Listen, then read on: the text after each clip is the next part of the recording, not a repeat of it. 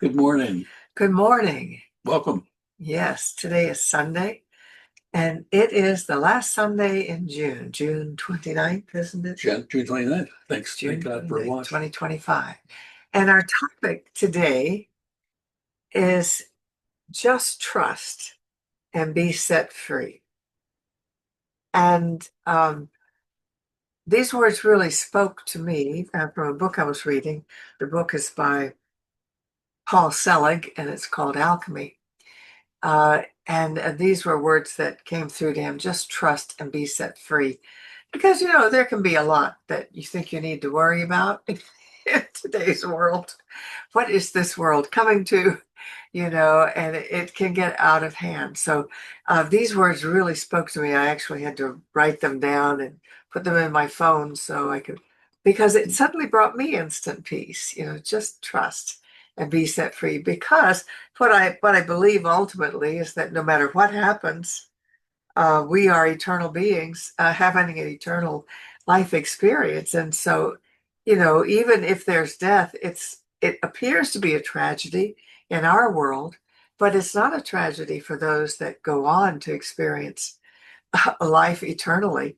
And so there really is no tragedy, but we can always fear a lot of things that we don't want to happen.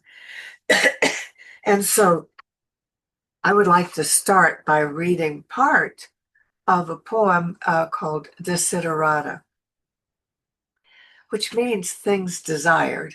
Mm. And I first heard it in the 70s. That they actually put it in a song. I heard it on the radio first. And all I knew is that it was supposedly an anonymous poem that was found on a church wall in Baltimore. I now know that it actually has an author.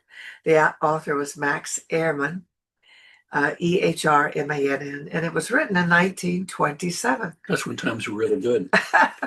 So it really kind of came back once it was rediscovered. But this is what it says. Part of it. Go placidly amid the noise and haste, and remember what peace there may be in silence. As far as possible, without surrender, be on good terms with all persons. Speak your truth quietly and clearly, and listen to others. Even the dull and ignorant, they too have their story. Take kindly the counsel of the years, gracefully surrendering the things of youth. Nurture strength of spirit to shield you in sudden misfortune. But do not distress yourself with dark imaginings. Many fears are born of fatigue and loneliness. Beyond a wholesome discipline, be gentle with yourself. You are a child of the universe, no less than the trees and the stars. You have a right to be here. And whether or not it is clear to you, no doubt, the universe is unfolding as it should. So I also find those words very, very comforting. No doubt the universe is unfolding That's an entire book. as it should. I know, because, and it really speaks to today, but I think it speaks to all Well, times it for really human does. beings. It says go placidly amid the noise and haste. That's interesting because what tends to happen to me is I get caught up in the noise and become part of the noise. And as the noise gets louder, then it's more likely that I'll move faster and there'll be even greater haste. And before I know it, I am part of the problem. And that's really what we're talking about today is not becoming part of the problem that you see. First off, the problem that you see may not actually be a problem, and you may be the only one who sees it the way you see it. And so if we can slow down our pace and we can look more carefully at what's going on and with more curiosity, and question our own process and allow that there could be many, many ways this could end. Have you ever watched a movie, a thriller and a suspense thriller, and you keep trying to predict who's going to do what or who did what to who, and you're sure and you're kind of moving along with that because you know exactly what's going on and you feel very strongly about it, and then you find out you were entirely wrong, and you love a movie like that. And I think you love a movie like that, or I love a movie like that, because I don't want to be able to be so accurate in all of my predictions. I want to be surprised. I want to be able to have a surprise ending. And it's interesting how we fight having a surprise ending by trying to come up with an ending. And the only right ending is the one we come up with, of course. Well, I had another surprise source of inspiration for me this week, but do you want to comment on any more of that before I go? No, well, to far as possible without surrender, being on good terms with all persons. That's a really interesting challenge, to be on good terms with all persons. And I guess that doesn't have to mean that we're on good terms with them out loud, or that they even know that we're on good terms with them. But it made me think about how often we are not on good terms with people who don't even know us, that we don't know. And we walk around irritated and upset about relationships that we actually don't have. If you think about the insanity of that, there are people that I really don't like, that I don't know. And I wonder, what if I knew them? Would I still dislike them? And so if we could just erase some of the dislikes we have for the people that we don't know, we could clear the deck from some pain and suffering that is totally unnecessary, but also doesn't change anything. The fact that I don't like somebody that I don't know has never had much of an impact on them. But no, it on has them, but it has not on an them. it has an It's impact big on me. you. Yeah, I don't like that actor. No, I don't want to watch the movie that he's in. Excuse me. How do you? Well, I read about it. Okay, that's more than enough. But it makes you laugh at yourself when you realize how many opinions you have that have emotions connected to them that are negative, that have nothing to do with what's really so, or if they do, you don't know for sure. And I just think it's worth looking at. Anyway, you were going to share something new. Well, I happened upon, of all things, a reel yesterday. I don't even go Oh on yeah, yeah. Facebook very much, but I went to look at someone's comment, and there suddenly was a reel, and it was an interview with Elon Musk and his 5-year-old son X, and there was an interviewer, and of course a whole studio full of people. And I didn't know this, but Elon Musk takes his son everywhere, this 5-year-old. It's his last child. He's got about 14, but this is his last one. And so far, I should say, he likes to spread his genes around. We don't know what the night will bring. And I think that may be a good idea because we need some of those brains, more of those brains. But at any rate, he takes them with him everywhere. And so, but this is an interview of Elon Musk, supposedly about his parenting and how he puts him to bed and things. That's what it was supposed to be, a short little segment like that.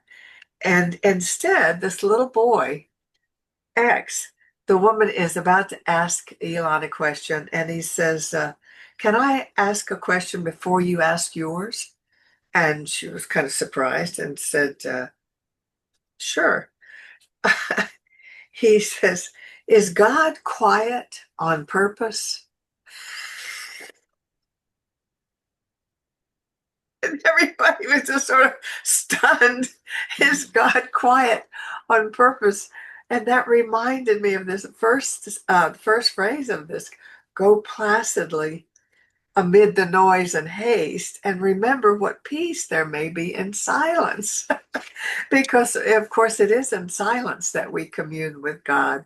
And we may do all the talking, but I just thought it was a profound question, and that they do take him everywhere. And I did notice that they also take him to church, so he is familiar with some of those names. But her answer to him was, "What makes you ask that question?" And he said, "Well, because people talk a lot about God, but and I didn't get all the rest of what he said. They really don't seem to know very much about it." And he says, like, where does the sad go when you say you're fine? And everybody, the whole studio was like in shock. It was supposed to be a 12-minute interview that lasted for about a half an hour. He says, well, grown-ups say that they're fine a lot, but their eyes don't show it. And all of us are, it's so true. And kids are so perceptive about that. They don't pay so much attention to your words. They watch everything. Uh, and then he says, what this is not all sequentially in this order, but I mostly I think. And he said, hearts are like soup. Sometimes you have to sit with it a while for it to be right. In other words, soup can be too hot, you know. But he says hearts are that way. You have to sit with the heart for a while before it can be right. And then he would just come out and say these things, which nobody was expecting. But basically, he did the whole interview. He said everything. He says, "I don't want to be an engineer. I want to be someone who helps people carry their heavy stuff, like sadness." And the director of whatever his title was, just said, "We're going to just film this. We're just going to focus on this. Forget the other interview with Elon." The producer said, "Stop everything else. Continue this." And he says, "I don't want to be famous. I want to be kind. Being kind is more important than being right. But sometimes being right is the way of being kind is the way to be right." I'm going to say that again. Being kind is more important than being right. But sometimes being kind is the way to be right. I just thought this was profound. My eyes were watering as I watched this. And he says, when it's really, really quiet inside, meaning inside himself, sometimes I say, "Jesus, please." Then the dark feels less loud. Then the dark. I want to see what this kid grows up to be. I know. And so a woman in this interview studio was very touched, and she went over and gave him in a folded cloth a wooden cross, and she said it was carved by her father, and I think she said her father had passed. Yeah. But anyway, and X commented that, "Oh, it's heavy." Cross was heavy. And then he gave it to his father, Elon, saying, "Because you fix a lot of things." That's why he was giving him the cross. "Because you fix a lot of things, but this might help fix you." And I was just blown away with this little boy's wisdom. And I hope you are too, because out of the mouth of babes. and with his metaphors are mixed. In other words, well, you could probably explain that better than I can. The mixed. Well, they're beautiful. Like soup doesn't. Yeah. Soup doesn't. It has to sit. You don't think about waiting a while for it to be right. It's not. You don't associate soup with the heart. Right. Is what I'm saying. What I liked about that particular metaphor is that if you have soup the second day, it tastes different and is often richer. And it needs all of the components of it that they give it flavor have to meld together. It's really the heart, like soup, is a process of becoming.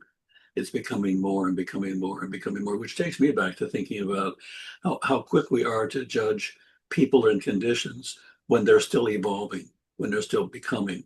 And so if we could simply say, "I don't know what's going to happen because things are still becoming," and they could be coming good even in the face of what appears to be not so good.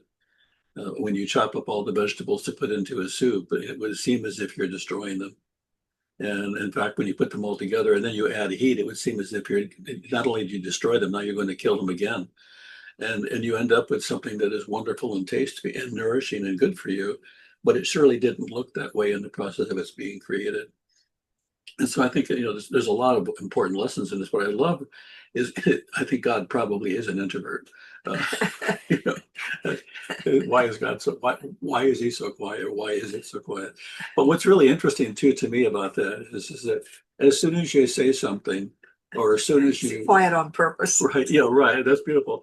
As soon as you say something, people begin to formulate their own ideas about what you mean and who you are, and make up a story about you. And so it's interesting, if God were smart, and I think probably if God were a person and were smart, he would say nothing. because Or she. because as soon as something is said, oh, I know what you mean. Oh, why did you choose those words? And so it's interesting. And I think also though that there's so you're talking about there being so much more knowing inside than knowing in your head. You know, we tend to think we know things in words when we need to know things in a kind of heart space. You know, we need to know things that tell us who we are without words. Words are really small by comparison to who we really are. And that's I think what he's that's the beauty of it is that he's really talking about that too. When he talked about carrying, helping people carry their heavy stuff, it was Yeah. meaning their emotional pain. And so one of the men in the studio said, I have not talked to my son since his mother died 4 years ago. I just don't know how to talk to him. And the little boy said, you need to go talk to him and help him carry his pain. I just think that's profound, Yeah. because we do often avoid pain, when people have had painful things happen because we don't quite know what to do or say. But I think it does, and Yeah. I like this idea of sitting Shiva when a Jewish person passes away, and for a week they just come together and sit with them and bring them food so they don't have to bother with those mundane things, and just really they're helping them carry their pain, Well, yeah, so they're not having to do it alone. the being with rather than talking to, and the being with somebody can be so much more powerful than the In silence, by the way. yeah, Being yeah, with yeah. them in What silence. should I say? And when I've said it, then do I need to stay or can I go? And you know, so I think we often we we sacrifice being for saying, and then once we've said what we have to say, we think, well, then I don't need to be here anymore. My thoughts and prayers are with you. Goodbye. And Right. I'm uncomfortable. right, This is which uncomfortable. doesn't Let me mean leave. that those aren't valuable words. But if my thoughts and my prayers are with you, could I sit with you and pray with you and be with you? And if I And will be, help carry your pain. yeah, right, yeah, and that's also Profound. a wonderful example. Often don't think of people when they're in pain. When I interact with them as helping them carry their pain, I think of their pain as their pain, and I don't know what to say. And sometimes, and maybe the real answer is I don't know what to say, and there's nothing to say. Maybe what I need to do is to be with you, and the same is to be with ourselves with our own pain. How can I be with my pain rather than I've either got to run from it or get rid of it, rather than how can I be with it? And I think that certainly comes to mind when I think about the stages of grieving. When we're grieving, there is no quick way to get through the grieving process. It is a process. It becomes part of our nature, part of who we are, and we will deal with it our entire lives. It isn't something to be gotten over or gotten rid of. And I think that again, we have a tendency to want to get through something rather than to dig into it, to experience it, and to flow with it, and to see what it has to teach us and show us. Exactly. So back to our title, just trust and be set free. To know that just because God tends to be quiet doesn't mean that God is not there, and that we can still just trust that even though things may appear in our world like everything is scary and awful. Last week we just had our country send, a number of bombs into another country, 14. Iran, 14 of them. It was a very scary time. What's going to be the response? What's going to be the outcome? We still don't know. It could be over a very long period of time. But fear does us no good. Mhm. To say, oh my God, the world's falling apart. What are we going to do? That doesn't help anyone. And so if we could just trust, yes, the world is having its troubles.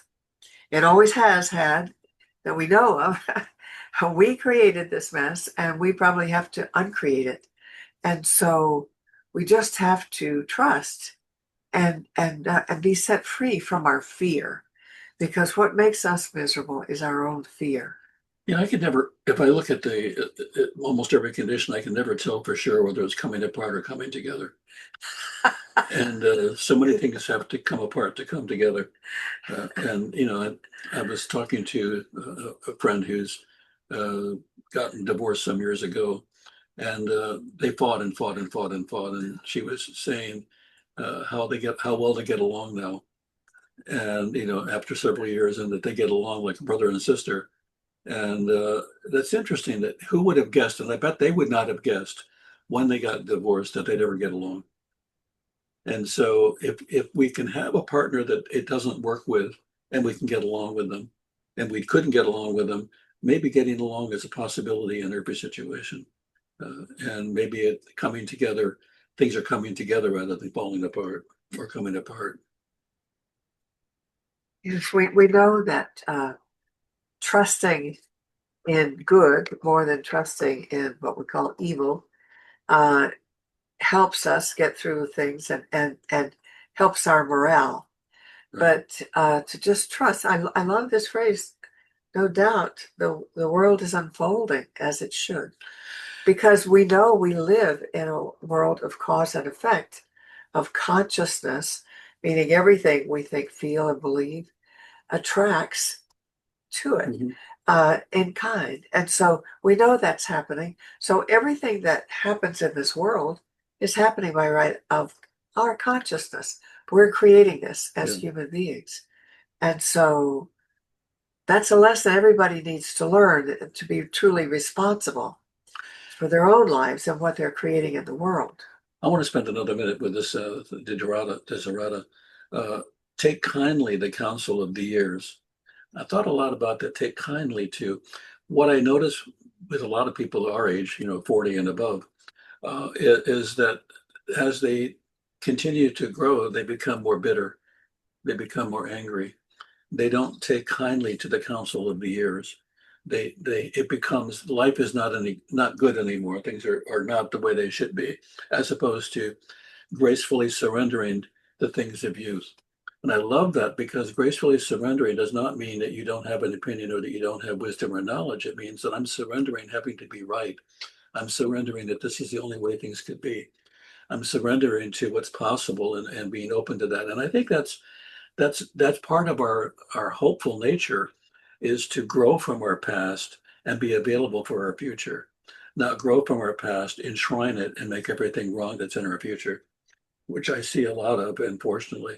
And I think even right now, politically, there's an undercurrent of can't we make things the way they were in yesteryear. And for those of us who lived through yesteryear, it wasn't quite as good as many would have us believe it is. So many fears are born of fatigue and loneliness. That's interesting too, because the fear then often grows legs and develops character and becomes who we are. So if we could become less afraid and less locked into this is the way things have to be because this is how I see them, that would really, really be helpful. And I like lastly, you are a child of the universe. A child of the universe means that you're always available for, always open to the possibility that lies before you. Don't stop watching the movie before it ends. And because I learned to speak German, I know that a lot of these names mean something. Like Smith means in our English, it comes from being uh, what Smith, the horseshoe people who make horseshoes. Right. Yeah. We're right. Anyway, they're Smiths. We can't think of the word, but German words the names often mean something. So I looked up Ehrmann, M-A-N-N. The last part is means man, and Ehr, E-H-R means a deer, deer man. So like deer as in precious, not D-E-R, but D-E-A-R. So he wasn't a deer hunter. No, no. And so I just find that interesting. And desiderata again means things desired. Mm. And so, of all the things that we think we want, what we really want is peace of mind. And going into that silence Girl, hey, where God sweet doesn't speak, girl. is a way of really feeling that love. And I urge you to do more of it.